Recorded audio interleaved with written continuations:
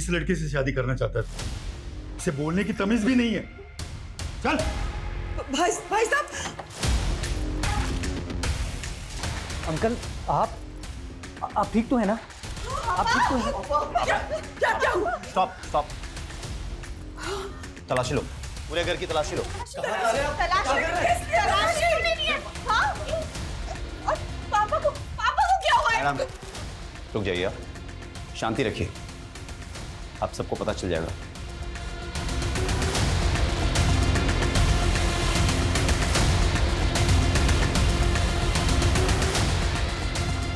Sir, ये gold और belt लगा पैसा और घड़ी मिली सर। एविडेंस को सील करो और इसे वापस जीप पे डालो। सर क्या चल रहा है? पापा को कहाँ लेके जा रहे हैं आप? कुछ बताएंगे आप हमें? मेरे पापा को क्यों पकड़ा हुआ है आपने? आपने उस हत्यारे के बारे में तो सुना होगा ना, जो लखनऊ में इनोसेंट लोगों को मारकर लूटपाट कर रहा है। वो सीरियल किलर। करेक्ट, और वो सीरियल किलर कोई और नहीं, आपके पापा हैं। कुछ भी बोल रहे हैं आप। मेरे पापा एक शरीफ सीधे साधे इंसान ने 7 मर्डर खुद कबूल किए हैं। मेरे करियर में ये पहली बार था कि हम अपने ही डिपार्टमेंट के अपने ही साथी की इन्वेस्टिगेशन का सच पता कर रहे थे।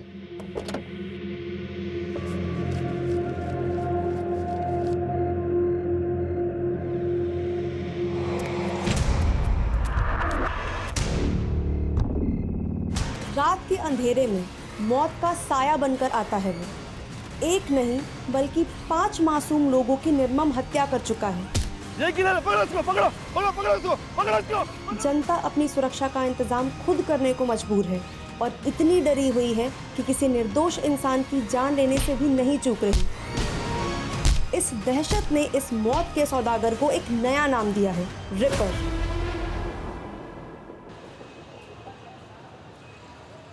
दीप्ति, हरिओम की फाइल लेकर आना।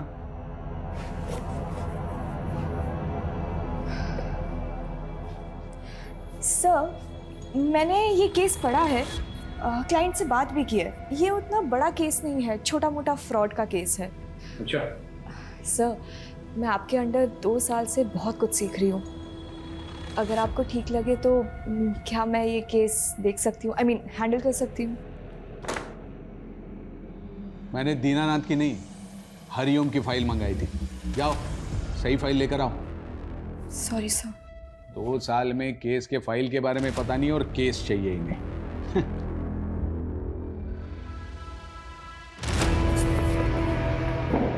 लॉ की पढ़ाई करना कोई काम ही नहीं है, बस टाइपिंग करना आना चाहिए तुम्हें, और क्या। इसी के तो पैसे कमा रही हूँ, है ना। मैं इस इंसान को ना मैं छोड़ूंगी नहीं। देखना, इसको अगर छोड़ दिया ना, मेरा भी नाम दीप्ति नहीं है, बताती हूँ मैं इसको। अरे दीप्ति बेटा, इतना गुस्सा लैपटॉप पे? गुस्सा ना पापा मैं अपने सीनियर्स पे निकालूंगी। दीनानाथ की फाइलें मंगवाई थी उसने, पर एंड मौके में मुझे नीचा दिखाने के लिए झूठ बोल दिया। 2 साल से पापा, 2 साल से असिस्टेंट के नाम पे टाइपिस्ट बना के रखा है मुझे। अरे बेटा, मैं तो कहती हूँ कि ऐसी नौकरी को लात मार दो। और वैसे भी शादी के बाद कौन सा तुम्हें नौकरी करना है? घर पे ही तो रहना है। मम्मा। हाँ, जैसे ये आपके साहबजादे पूरा दिन घर में पड़े पड़े मोबाइल से दुश्मनी निकालते हैं। अरे आप घूम फिर के हमारे पीछे क्यों पड़ जाते हैं? पापा, हमारे पास ना एक बहुत बढ़िया बिजनेस प्लान है, बस एक बार फाइनेंसर मिल जाए। कुल 5 लाख रुपए की जरूरत है। अरे एक ख्याली पुलाव से बाहर निकलो और कुछ काम धंधा करो, समझ में आया? आप लेकिन इसके साथ हमेशा ऐसे क्यों करते हैं? हाँ, जब देखो इसके पीछे पड़ जाते हैं। अरे बेटा, छोड़ना क्यों? कहीं और जाओगी तो फिर से शुरुआत करनी पड़ेगी, हैं? यहीं टिकी रहो, आखिर कुछ सीख ही रही हो ना, कुछ जा तो नहीं रहा है आपका। कितना सीखूंगी पापा, अब मुझे केस चाहिए। अरे केस भी मिलेगा, एक दिन इतना केस मिलेगा कि रातों रात तुम्हारा नाम होगा। जज, वकील, क्लाइंट सब तुम्हारे आगे पीछे होंगे। तब ना पापा, मैं सत्यनारायण को अपना असिस्टेंट बना के बहुत सुनाऊंगी। बिल्कुल सुनाना, मगर ये ऐसा उदास चेहरा अच्छा नहीं लगता है। एक बार फिर से मुस्कुरा दे मेरा बेटा। मेरा बेटा। मैडम जी, ये देखिए कितना प्यारा कलर है। एक मिनट मैडम। हेलो, अरे ज्ञान भाई साहब, नमस्कार। कैसे याद किया? ये बताने के लिए फोन किया था कि संडे हमें शोरूम चलना है। शोरूम? किस लिए? अभी शादी में जो आप हमें गाड़ी देंगे उसकी बुकिंग नहीं मिल रही थी, तो मेरे एक दोस्त ने जुगाड़ लगाया है, अपना काम हो जाएगा। पर भाई साहब, गाड़ी की तो कोई बात ही नहीं हुई थी। अरे तो शादी भी तो कहाँ हुई है अभी तक, अभी बात कर लेते हैं। वैसे भी हमने कौन सा हेलीकॉप्टर मांगा है आपसे? पापा, इस सब की क्या जरूरत है? आप क्यों बेकार में उन लोगों को? तू चुप बैठ एकदम। एक तो लड़की तुझे पसंद है, इसलिए अलग जाति में शादी करने के लिए हम तैयार हो गए। अब इन्हें भी तो कुछ करना ही पड़ेगा ना। भाई साहब, इतनी महंगी गाड़ी हम कहाँ से देंगे? भाई साहब, हम गरीब आदमी हैं। अभी आप देख लीजिएगा, मुझे तो कार चाहिए, बाकी आपकी मर्जी। मर्जी नहीं, जबरदस्ती है ये। नहीं करनी है मुझे ये शादी पापा। आप प्लीज उन लोगों को जाके बता दीजिए। देखो बेटा, जिद नहीं करते हैं, फिर शादी ब्याह में तो लेन देन चलता ही है ना। सौरभ कितना अच्छा लड़का है और तुम पसंद भी करती हो। पापा, आपसे हमारे बिजनेस के लिए 5 लाख रुपए नहीं हो रहे और दी को 20 लाख रुपए की गाड़ी दे रहे हैं। हाँ, क्योंकि ये तुम्हारी तरह बिस्तर पे पड़े पड़े ख्याली पुलाव नहीं पकाती है। पापा फाइनल है, मुझे ये शादी नहीं करनी। आप उन्हें जाके बता दीजिए प्लीज। देखो बेटा, जिद नहीं करते हैं। अब अपने पापा को देखो, पूरे जीवन भर साड़ी की दुकान में सेल्समैनी की, क्योंकि मेरा बेटा अच्छे घर जाए, हमेशा खुश रहे। पापा मुझे ऐसी कोई खुशी नहीं चाहिए जो आपको तकलीफ दे। पागल, तुम्हारी खुशी से मुझे क्या तकलीफ होगी? हाँ, तू तो मेरा बच्चा है, मेरा बेटा है ना?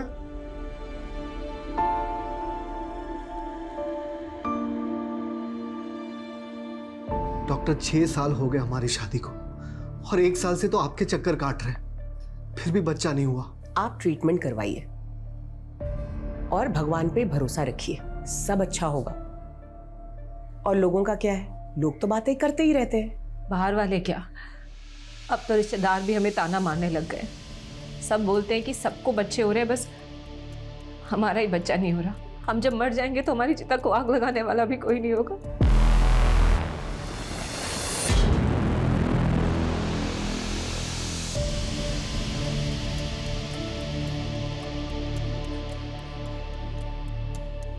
सुनिए, आपको डॉक्टर स्मिता ने जवाब नहीं दिया ना? देंगे भी कैसे? जिसका इलाज उसके हाथ में है, उसमें डॉक्टर कर भी क्या सकता है? अगर आप दोनों को भगवान में आस्था है तो मैं आपकी मदद कर सकती हूँ। पहले भी बहुत लोगों की कर चुकी हूँ। कैसी मदद? आप लोगों को बच्चा ही चाहिए ना? चारों तरफ भय का माहौल है। लखनऊ में जनता सड़क ही नहीं घर में भी असुरक्षित है। पता नहीं कब कहां से आकर वो हत्यारा उन्हें अपना शिकार बना ले।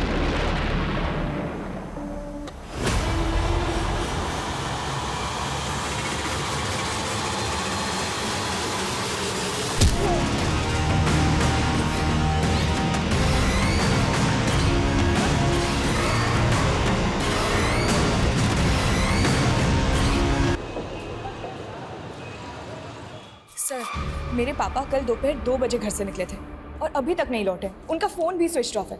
हमने हमारे रिश्तेदारों से, उनके दोस्तों से, वो जहाँ काम करते हैं वहाँ भी हर जगह पता किया, पर वो कहीं नहीं मिले।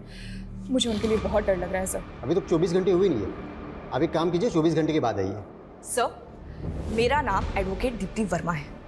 अगर आपके इस 24 घंटे की टाइमलाइन के चलते मेरे पापा को कुछ हुआ ना, तो याद रखिए आपको इसका जवाब कोर्ट में देना होगा। देखिए, 24 घंटे के पहले मिसिंग कंप्लेंट लेना बनता तो नहीं है, लेकिन फिर भी मैं लिख लेता हूँ।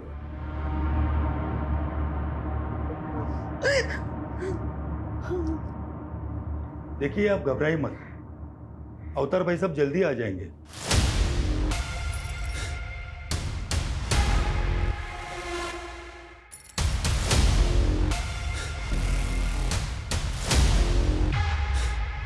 ये सब ना आपकी वजह से ही हुआ है। आपके कार की डिमांड की वजह से पापा कितना परेशान रहते थे।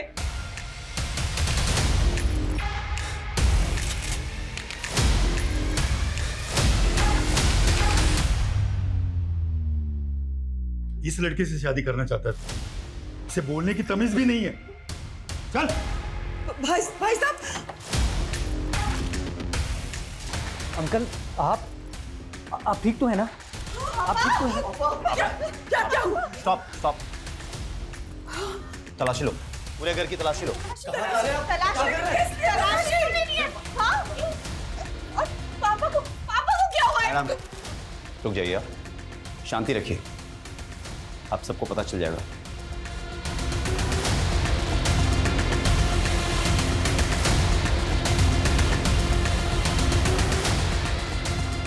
सर ये गोल्ड और बेल्ट लगा पैसा और घड़ी मिली सर। एविडेंस को सील करो और इसे वापस जीप पे डालो। सर क्या चल रहा है ये? क्या चल रहा है? पापा को कहाँ लेके जा रहे हैं आप? कुछ बताएंगे आप हमें? मेरे पापा को क्यों पकड़ा हुआ है आपने? आपने उस हत्यारे के बारे में तो सुना होगा ना, जो लखनऊ में इनोसेंट लोगों को मारकर लूटपाट कर रहा है। वो सीरियल किलर। करेक्ट, और वो सीरियल किलर कोई और नहीं, आपके पापा हैं। कुछ भी बोल रहे हैं आप। मेरे पापा एक शरीफ सीधे साधे इंसान ने 7 मर्डर खुद कबूल किए हैं। मेरे पति ऐसा नहीं कर सकते। आपको कोई गलतफहमी हुई है। सर आपको कोई मेरे पापा को ऐसे नहीं लेके जा सकते।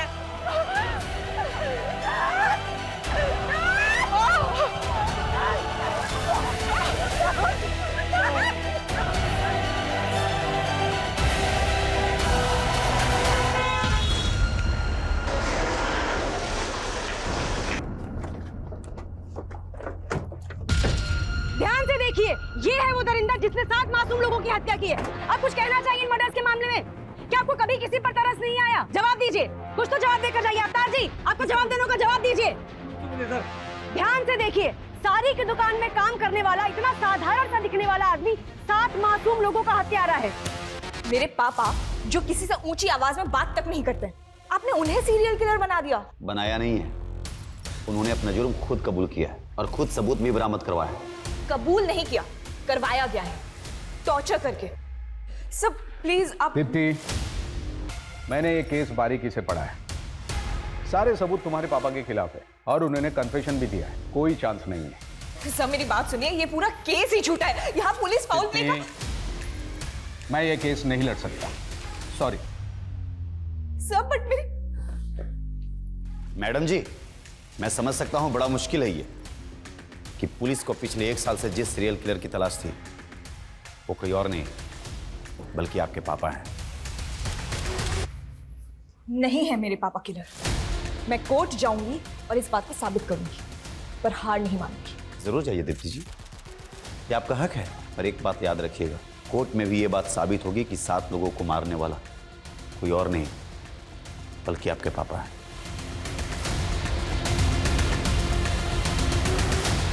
दीप्ति जी, क्या आपको कभी एहसास हुआ कि आपके पापा एक सीरियल किलर हैं जिन्होंने इतने लोगों की हत्या करी है? क्या आपको कभी उनसे डर लगा? दीप्ति जी, उन्होंने खुद अपना जुर्म कबूल किया है, कोई बड़ा वकील उनका केस नहीं लेगा। क्या करने वाली आप? क्या सोचा आगे आपने? क्या होगा आपका अगला मूव? बोलिए मैम, बोलिए मैम, बोलिए। दीप्ति जी बोलिए। दीप्ति जी कुछ तो बताइए। जैसा कि आप देख रहे हैं, दीप्ति जी अभी तक इस केस में कुछ नहीं बोल रही हैं। कोई बड़ा वकील इनका केस नहीं लेगा। आगे क्या करने वाली है भी किसी को नहीं पता, पर हम आपको सारी अपडेट्स देते रहेंगे।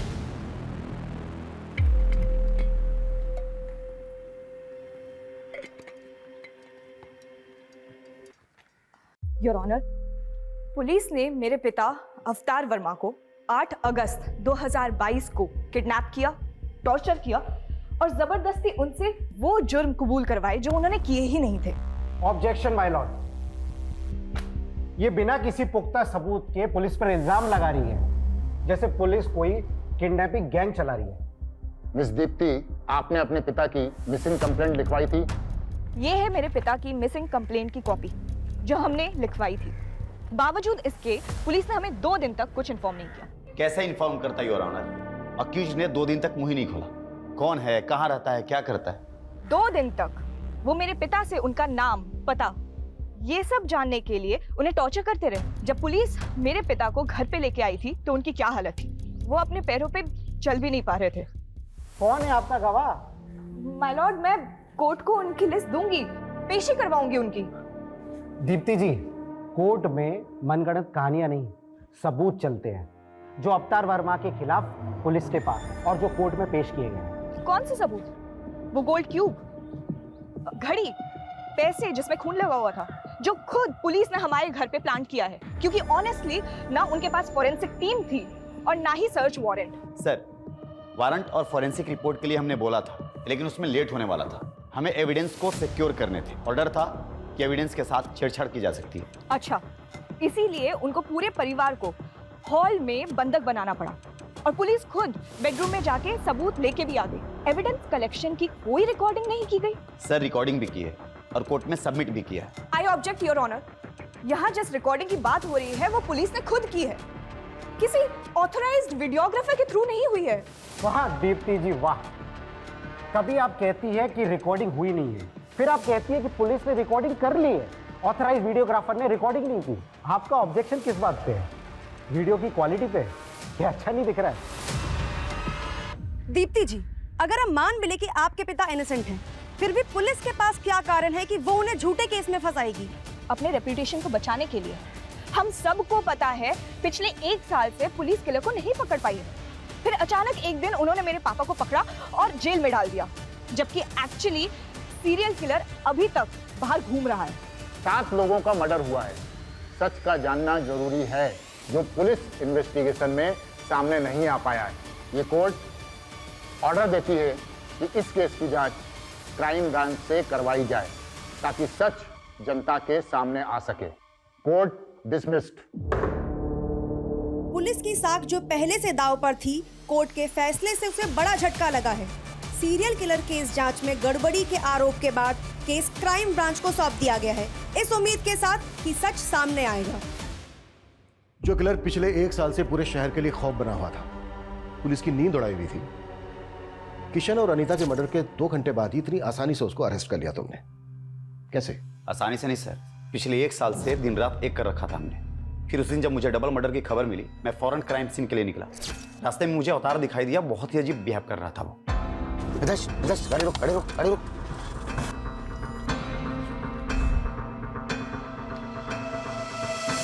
उसके कपड़ों पर खून लगा हुआ था।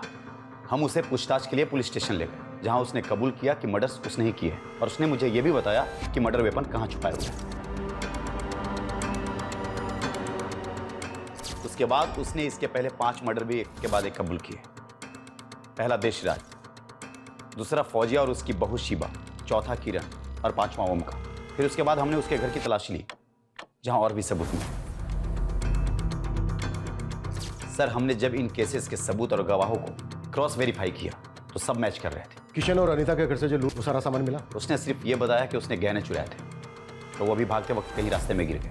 पर उनके घर से तो अच्छी खासी लूट हुई थी और उसने सिर्फ गहने कबूल किए और तुमने बड़ी आसानी से उस पर यकीन कर लिया। उसने बाकी की चोरी कबूल नहीं की, लेकिन 7 मर्डर्स कबूल कर लिए। सर, उसने जो मुझे बताया मैं आपको वही बता रहा हूँ। मतलब ना तुम्हारे पास कोई पुख्ता सबूत है, ना गवाह, ना मर्डर्स का और ना ही अवतार की गिरफ्तारी का। सर, आप मुझ पे शक कर रहे हैं? शक नहीं कर रहा हूं, फैक्ट बता रहा हूं। फैक्ट। जैसे 2 दिन तक अवतार तुम्हारी कस्टडी में था, लेकिन तुमने उसकी फैमिली तक को नहीं बताया। सर, हमने कोर्ट को बताया था कि उसने अपनी पहचान को छुपाने के लिए 2 दिन तक मुंह नहीं खोला। तो फिर तुमने टॉर्चर करके उसका मुंह खुलवाया। आप भी पुलिस डिपार्टमेंट से हैं, जानते होंगे 7 मर्डर करने वाला क्रिमिनल प्यार से तो मुंह खोलेगा नहीं। तो कुल मिलाकर तुम ये एक्सेप्ट कर रहे हो कि उसने कबूल किया नहीं, तुमने उससे कबूल करवाया। सर, इस केस के फाइल आपके पास है, आप देख सकते हैं। अरविंद, आखिरी बार पूछ रहा हूं, इन्वेस्टिगेशन में कोई गड़बड़ी हुई है, कोई फॉल्ट प्ले? नो सर, अवतार ही वो सीरियल किलर है जिसे हम पिछले 1 साल से तलाश कर रहे थे, जो बहुत मुश्किल से पकड़ा गया है। सर, मैं तो अपनी बेटी दीप्ति की शादी के लिए पैसों का इंतजाम ना हो पाने की वजह से परेशान था। अरे भाई साहब, ये पुराना सोना है, मेरी मजबूरी है, इसलिए हम इसको बेच रहे हैं। अगर थोड़ा बहुत और ज़्यादा हो जाए तो देख लीजिए आप। नहीं, इससे ज़्यादा नहीं हो सकता। सर, मैं भाग नहीं रहा था, मैं तो परेशान होकर रोड के किनारे बैठा था, तभी इंस्पेक्टर साहब की गाड़ी वहाँ पे रुकी। हेलो, यहाँ क्या कर रहा है? कुछ नहीं साहब, वो थक गए थे तो बैठ गए यहाँ पे। घर किधर है तुम्हारा? साहब, यहीं पास में है आगे। चल बैठ गाड़ी में, मैं भी उधर ही जा रहा हूँ, छोड़ देता तुम। पीआई अरविंद का कहना है कि जब उन्होंने आपको पकड़ा तो आपके कपड़ों पर खून लगा था। किशन और अनीता के खून से सने वो कपड़े उन्होंने हमें दिए हैं। तो मेरे खून कहाँ से आया? सर, ये तो हमें नहीं मालूम सर। वो मुझे पकड़ के थाने ले गए और वहाँ उन्होंने हमारे सारे कपड़े उतरवा दिए। और साहब 2 दिन तक हमारे साथ मारपीट करते रहे। बोले कि मैं जो कहता हूँ वो कबूल करो। चल पैंट खोल।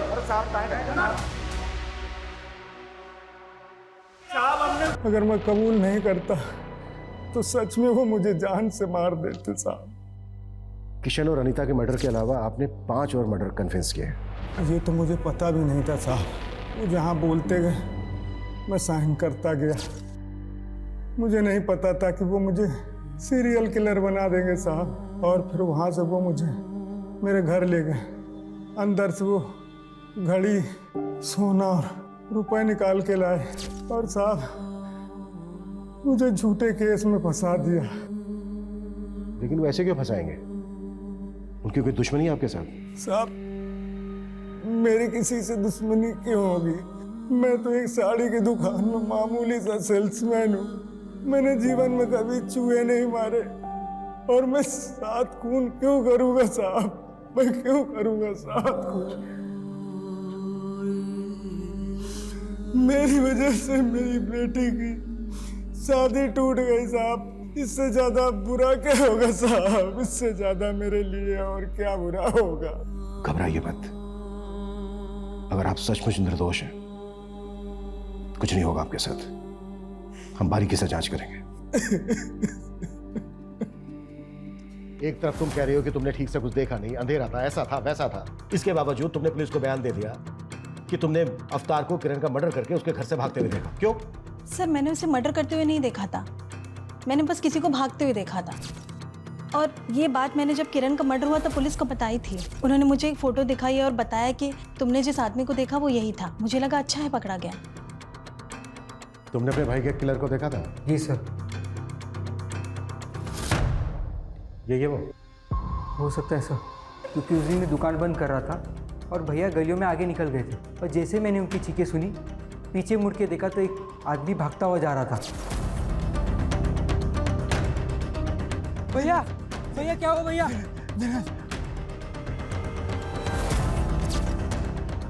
ये घड़ी तुम्हारे भाई की है? हाँ सर। पक्का है? इसमें भी डाउट है? ऐसी ही दिखती थी शायद सर। शायद। ये गोल्ड क्यूब तुमने बनाई है? हाँ नहीं मतलब मैं ज्वेलर हूँ तो ये तो काम है सर मेरा। गोल्ड क्यूब बनाने का? हाँ गोल्ड का मतलब गहने। विकास ऐसे नहीं बोले गए, इसकी भी क्यूब बनानी पड़ेगी। अरे नहीं सर, मैं बताता हूँ। ये मैं नहीं बनाई थी सर। किसके कहने पर? वो याद नहीं है सर। अच्छे से याद करके बता। इसके कहने पर? नहीं। इसके कहने पर नहीं तो किसके कहने पर बनाई? और फिर झूठा बयान क्यों दिया पुलिस को कि इसके कहने पर बनाई है? अरे सर ये क्यों पुलिस ने ही बनवाई थी सर, और झूठा बयान भी पुलिस ने ही दिलवाया था। चल क्या हो गया सर? चल बता। अरे सर मैंने कुछ नहीं किया सर। अरे समझो सर बात को सर। मेरे करियर में यह पहली बार था कि हम अपने ही डिपार्टमेंट के अपने ही साथी की इन्वेस्टिगेशन का सच पता कर रहे थे, लेकिन लगातार पड़ला अवतार की तरफ झुकता जा रहा था। बावजूद इसके जांच में अभी तक सब कुछ 50-50 था।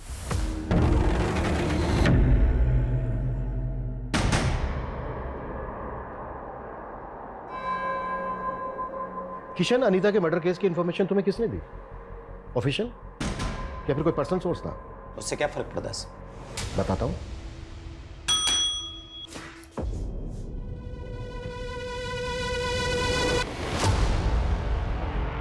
पहचानते हो इसे? Mithilesh Kumar, police driver.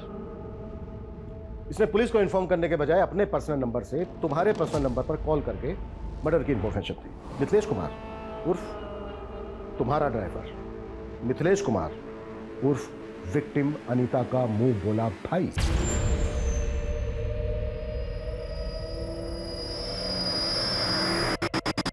हाँ तो इसे डायरेक्ट पता चला और इसने मुझे डायरेक्ट कॉल किया, तो इसमें क्या हो गया? हुआ ये कि क्राइम सीरियल किलर की तरह किया गया, और अगर ये उसी ने किया है तो वो एक बार फिर तुम्हारे हाथ से निकल गया। तुमने ये भी जानने की कोशिश नहीं की कि किसी ने सीरियल किलर की कॉपी करके फायदा उठाने की कोशिश तो नहीं की। तुमने बस आनन फानन में अवतार को उठाया और एक डबल मर्डर केस को सीरियल किलर केस से जोड़ दिया, सिर्फ इसलिए कि पिछले 1 साल से सीरियल किलर की हड्डी जो तुम्हारे गले में अटकी थी किसी ना किसी तरह से वो निकल जाए, बस।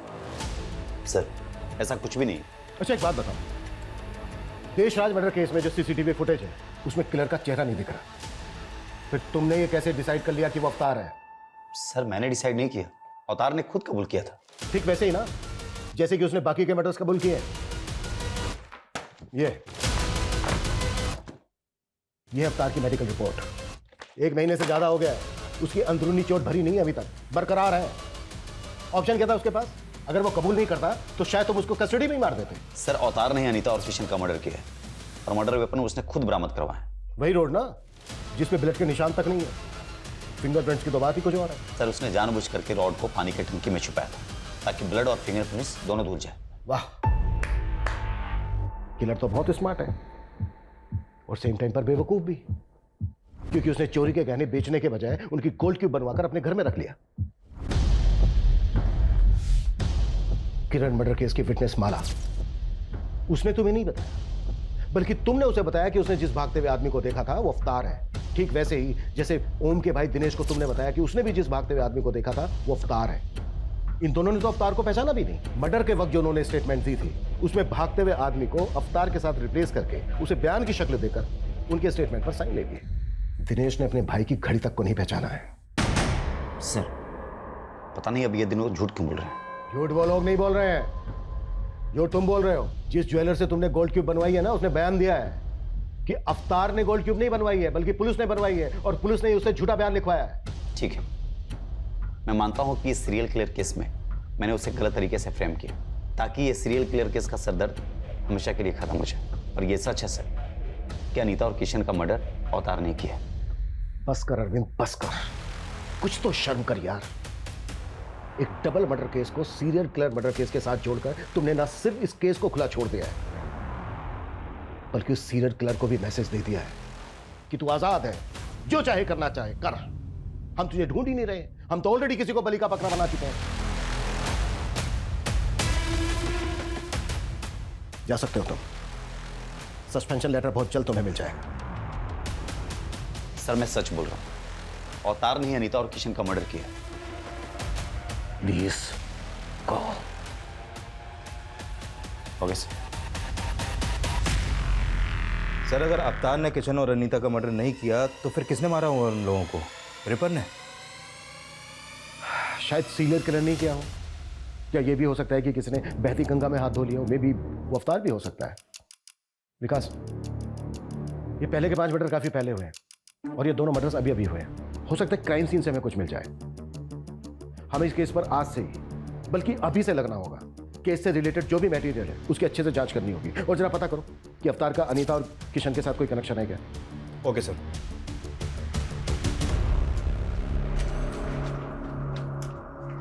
गर्मा गर्म पकौड़े। ओह वाह। नो, हाथ गंदे है ना, पहले हाथ धो लो।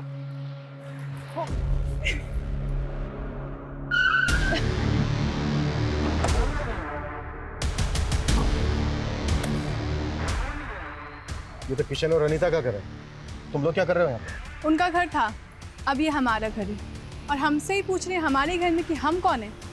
आप लोग कौन है? Police, crime branch. सर मैं शुभम मिश्रा हूँ और ये मेरी बीवी माधुरी और मैं किशन का छोटा सगा भाई हूँ। भाई हो तो तुम्हारा अपना भी तो घर होगा, यहाँ क्या कर रहे हो? सर हम रेंट पर रहते थे तो भैया भाभी के मर्डर के बाद ये घर खाली हो गया और वैसे भी कुछ टाइम पहले तक हम यहीं रहते थे। तो भाई यहाँ से खाली करके गए क्या? खाली किया नहीं था, करवाया था। जब तक वो लोग दुबई में थे तब तक हमसे रखवाली करवाई इस घर की और जैसे ही वापस आ गए लात मार के निकाल दिया हमें। और वैसे भी सर अब तो ये घर खंडहर ही होता ना, उससे बेहतर है ना कि हम लोग यहाँ रह रहे हैं, कम से कम घर की देखभाल हो जा रही है। दुबई से आए क्या वापस? सर वो आना ही था ना, अब दीदी के खर्चे इतने ज्यादा थे, कमाई इतनी कम थी, तो आना तो पड़ेगा ना। तुम काम क्या करते हो? मैं काम ढूंढ रहा हूँ सर। घर देख रहा है, दिखाओ। चलिए चल।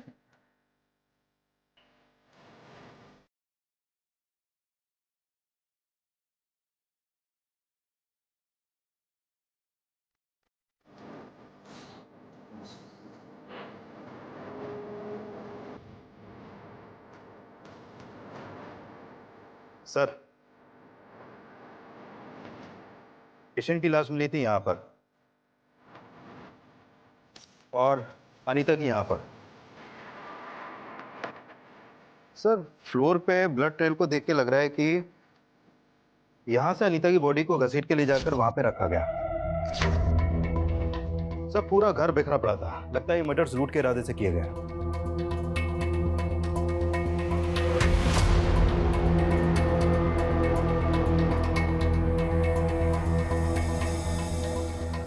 बॉडीज को तुम लोगों ने पहले देखा था?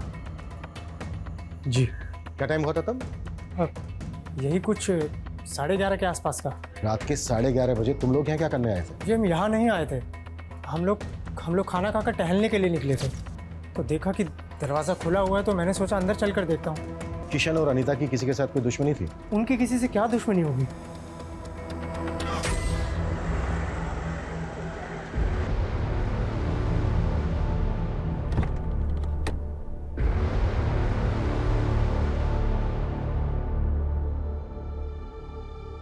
सर, अवतार जी कैसा महसूस कर रहे हैं आप घर वापस आकर? घर आकर और परिवार के लोगों से मिलकर बहुत अच्छा लग रहा है। सब आपके खिलाफ थे, पर आपकी बेटी ने आप पर भरोसा दिखाया। कुछ कहना चाहेंगे दीप्ति जी के बारे में? मैंने तो उम्मीद ही छोड़ दी थी, लेकिन मेरी बेटी दीप्ति ने मुझे बचा लिया, वरना मैं तो जेल में पड़े पड़े मर ही जाता। दीप्ति जी, पापा हमेशा से कहते थे कि मुझे एक बहुत बड़ा केस मिलेगा, पर मुझे नहीं पता था कि मैं पापा के लिए केस लड़ूंगी।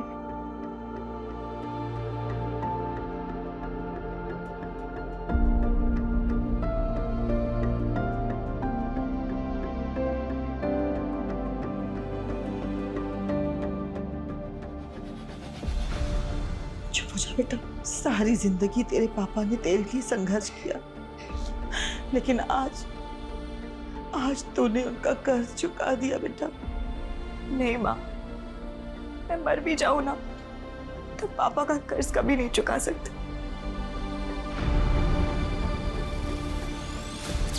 Welcome back. और कैसा है मेरा बेटा? बिल्कुल ठीक।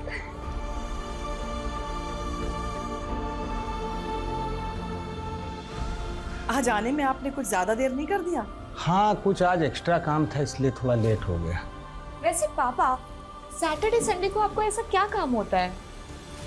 बेटा वही काम बेटा जिससे कुछ एक्स्ट्रा पैसे आ सके, ताकि हम आपको एक बड़ा वकील बना सकें। सर, ये किशन का भाई शुभम और उसकी पत्नी कुछ टेढ़ी खीर नहीं लग रहा है? टेढ़ी खीर तो है। इन दोनों पति पत्नी के बारे में पता करो। Okay sir. एक बात मुझे बहुत परेशान कर रही है। क्या सर? अगर अवतार सीरियल किलर नहीं है तो इसका मतलब यह है कि सीरियल किलर अभी भी आजाद घूम रहा है और वो किसी और को भी अपना अगला शिकार बना सकता है।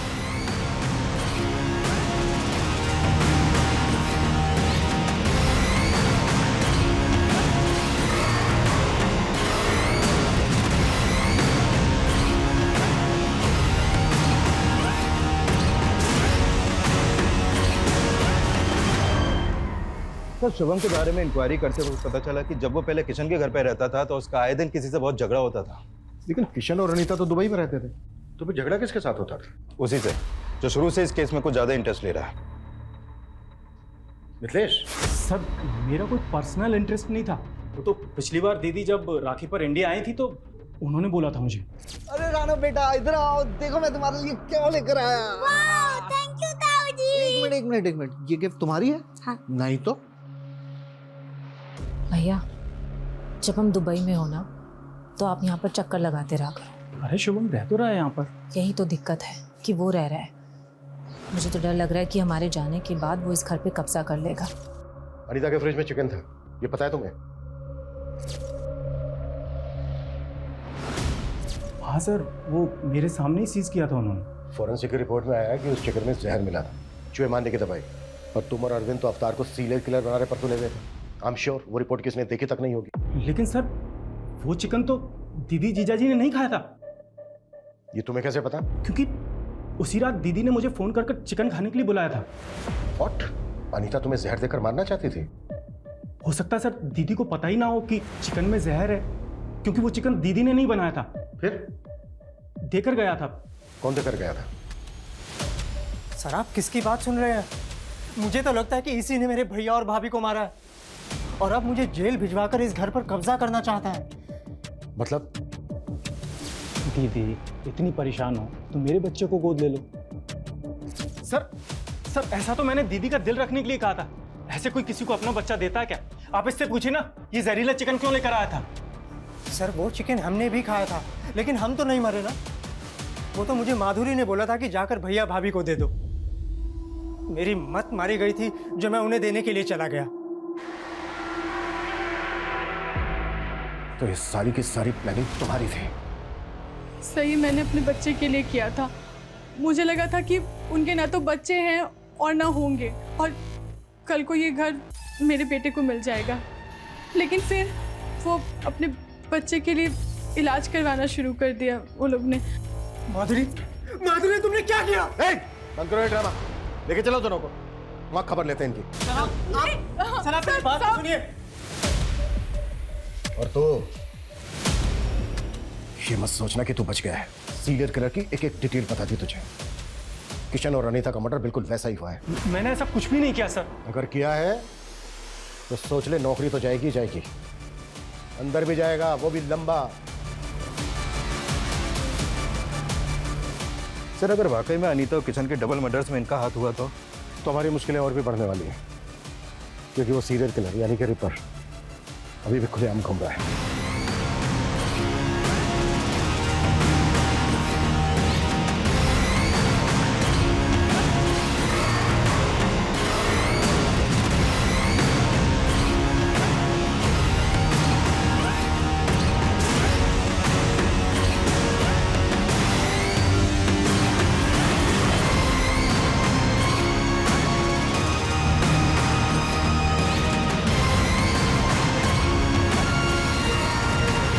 सर शुभम और माधुरी के पास मर्डर का मोटिव है, और उस रात की इनकी एक्टिविटी से भी लग रहा है कि ये लोग मर्डर कर सकते हैं, लेकिन अभी तक इस बात पर अड़े हुए हैं कि इनका इस मर्डर में कोई हाथ नहीं है। शुभम और माधुरी तो सस्पेक्ट हैं, लेकिन हमें मिथिलेश को भी ध्यान में रखना होगा। एक बात मेरी समझ में नहीं आ रही है कि उन्होंने एक रैंडम आदमी अवतार को ही क्यों अरेस्ट किया?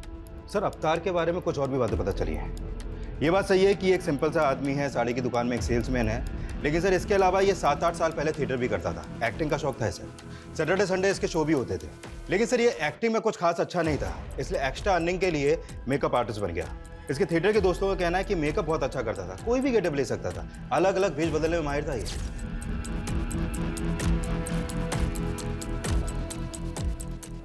सर आपने अभी की ब्रेकिंग न्यूज देखी? क्या न्यूज है? जैसी करनी वैसी भरनी का ताजा उदाहरण है लखनऊ सीरियल किलर केस का मामला। जब वो दबे पांव अपना अगला शिकार करने जा रहा था, लोगों ने उसे देखा और उन्हें शक हुआ। गुस्साई भीड़ ने कॉलोनी में घुसकर उसे इतना मारा कि मौके पर ही उसकी मौत हो गई। सर ये तो बच्चा है, माइनर है, इसकी हालत देख के लगता नहीं है कि ये किसी बच्चे को भी कंट्रोल कर सकता है। सर मुझे लगता है कि भीड़ ने गुस्से में आके फिर एक बच्चे की जान ले ली। सिचुएशन को कंट्रोल करना पड़ेगा। इस रिपर ने पूरे शहर को पैनिक कर दिया है। लोग इतने डरे हुए हैं कि किसी की भी जान लेने पर उतार हुए हैं। सर अनीता और किशन के कॉल रिकॉर्ड आ गए हैं। उनके कॉल रिकॉर्ड में किसी बाबा का नंबर तो नहीं मिला है, लेकिन एक नंबर है जिस पर मर्डर वाले दिन किशन ने कई बार कॉल किए हैं, और लास्ट कॉल रात 11 बजे के आसपास हुई है। कौन है वो? राधा। सर ये उसी क्लिनिक में नर्स है जहाँ पर किशन अनीता का इलाज करवा रहा था। सर इस राधा के टच में एक बाबा भी है, और इनके कॉल रिकॉर्ड के अकॉर्डिंग मर्डर वाली रात इन दोनों की लोकेशन किशन के घर के आसपास की थी। दोनों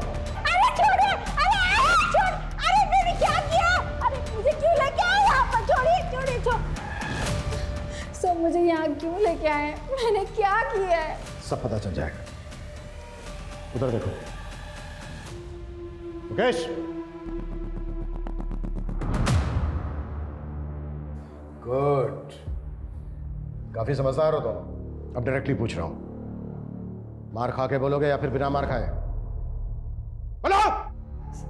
सर अनीता और किशन मुझे क्लिनिक में मिले थे। अगर आप दोनों को भगवान में आस्था है तो मैं आपकी मदद कर सकती हूँ। कैसी मदद? सर क्लिनिक ऐसी जगह थी जहाँ पर लोग बच्चे के लिए कितना भी पैसा लुटाने के लिए तैयार होते थे। मैं उन्हें बाबा की पट्टी पढ़ाती थी और फिर हम मिलकर उनको पूजा पाठ के नाम पर पैसे निकलवाने की कोशिश करते थे।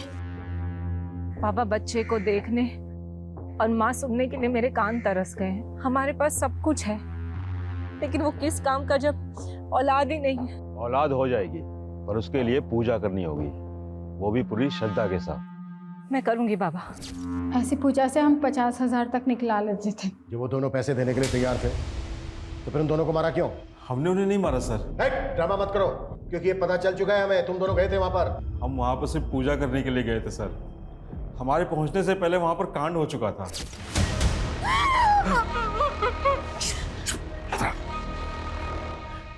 पागल हो यो, जो होना था वो तो हो चुका है, हम खाली हाथ क्यों जाएं?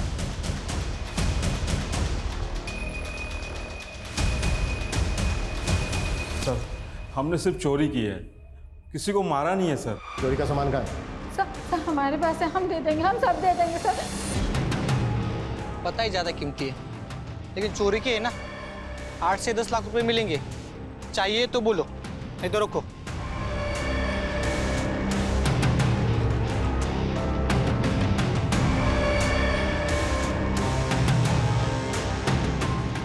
सर, खबरी ने टिप दिया, अनीता की सोने की चूड़ियां चोर बाजार में बेची गई हैं। बेचने और खरीदने वाले की कोई इन्फॉर्मेशन? खरीदने वाले की है, बेचने वाले की वो बताए। सर सर राधा और बाबा ने जो सामान चोरी किया था, वो सामान भी साड़ी भी मिली है, जो ठीक उसी दिन खरीदी गई थी जिस दिन अनीता और किशन का मर्डर हुआ था। इसमें सर स्लिप है, उसमें डेट भी पड़ी हुई है।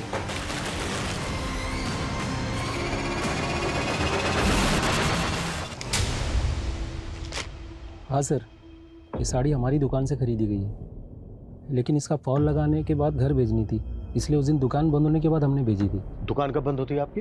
दुकान 9 बजे बंद हो जाती है सर, लेकिन सब समेटते समेटते 10 बज जाते हैं। इस साड़ी को देने कौन गया था?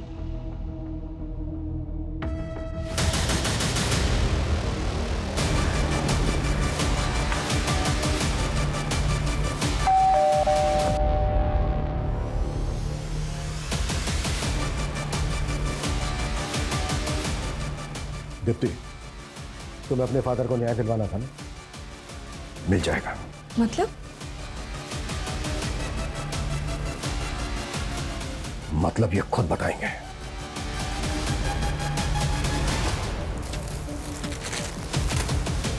ये है ना वो साड़ी जो तू अनीता को डिलीवर करने उसके घर गया था, और जब हमने तेरे से पूछा कि किशन और अनीता को जानता है क्या, तो क्या बोला तूने? कि तूने उनको कभी देखा नहीं। इतनी कमजोर याददाश्त है तेरी। देखिए आप मुझे फंसा रहे हैं, मैं मीडिया में जाके बोलूंगा कि आप लोग मुझे जबरदस्ती। अभी बाहर मीडिया से जाकर मैंने बोल दिया ना कि ये सारी की सारी प्लानिंग तेरी बेटी की थी।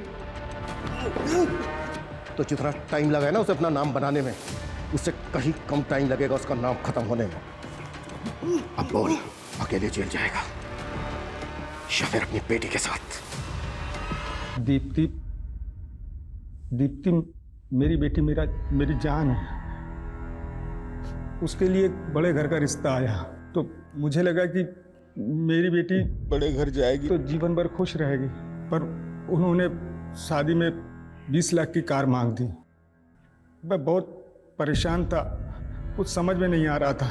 फिर सेठ जी ने ये साड़ी डिलीवर करने के लिए दी, और मैं सोचते सोचते कब वहाँ पहुँच गया। मैडम जी, ये आपकी साड़ी एक बार ठीक से चेक कर लीजिए। तभी मेरी नज़र उन गहनों में पड़ी। उसके गहने मेरे दिमाग में घूमते रहे कि अगर ये गहने मुझे मिल जाएंगे, मेरी बेटी की शादी अच्छी से धूमधाम से हो जाएगी। मैंने उन दोनों का मर्डर कर दिया। मैंने उन्हें मारकर उनके सारे गहने ले लिए थे, पर मैं इतना डर गया था, डर के मारे इधर उधर भटक रहा था, और तभी वहाँ पुलिस की गाड़ी आ गई। तू एक आम आदमी है, इतना बड़ा क्राइम करके तूने पुलिस को बेवकूफ़ बनाया, कैसे? सर, मेरी बेटी वकील है और उससे केस के बारे में बातचीत होती रहती थी, तो मुझे समझ में आ गया था कि पुलिस को कैसे घुमाना है। घुमाया तो बहुत तूने, लेकिन अब तेरी बारी है। देशराज, फौजिया, शिवा, किरण, ओम के मर्डर करने में तूने अपने मेकअप आर्टिस्ट होने का फायदा उठाया। चेहरा बदल बदल के मर्डर किए तूने, ताकि कोई देखे भी तो बाद में पहचान ना पाए। साहब, मैं मेकअप आर्टिस्ट था, पर मैंने ऐसा कुछ नहीं किया जो इल्ज़ाम आप मुझ पे लगा रहे हैं। पहले उन लोगों ने मार पीट करके सीरियल किलर बनाया और अब आप भी वही कर रहे हैं। साहब, मैं मानता हूं कि मैंने अनीता और किशन को मारा है, बाकी मैंने किसी को नहीं मारा है। मैं सच बोल रहा हूं साहब। किशन और अनीता के मर्डर्स अवतार वर्मा ने कबूल कर लिए हैं। इसके पुख्ता सबूत भी है हमारे पास। पर बाकी के 5 मर्डर्स वो हमेशा की तरह डिनाई करता रहा। हालांकि हमने बहुत कोशिश की, पर साबित करना हमारे लिए आसान नहीं था। इसके बावजूद हम आज भी पूरी कोशिश कर रहे हैं उन केसेस को सोल्व करने की। जय हिंद।